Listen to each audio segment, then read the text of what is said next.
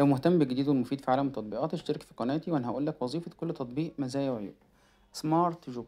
سمارت جوب تطبيق للشؤون المالية، محمله 100,000 مستخدم. تقدر عن طريق التطبيق ده إن أنت بيتعرض عليك بعض المهام على التطبيق، تتصفح بعض المواقع على التطبيق وتكسب فلوس، تكسب نقاط تحولها لفلوس.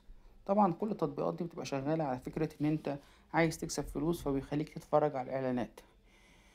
الإعلانات ديت هي اللي بتكسبهم، وهو بيديك جزء من اللي هو كسبه عن طريق النقط اللي هو بيديها لك. وتقدر طبعا تحول كل ما تجمع 10 دولار. 10 دولار دول تقدر تبعتهم على بيبال، أو مفيش محافظ إلكترونية أو حساب مصرفي لحضرتك.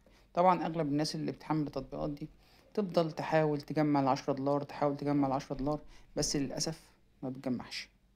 فكرة التطبيق فكرته زي فكرة تطبيقات كتيرة، هتلاقي ناس كتيرة كاتبالك ان هو جيد، ان هو صادق.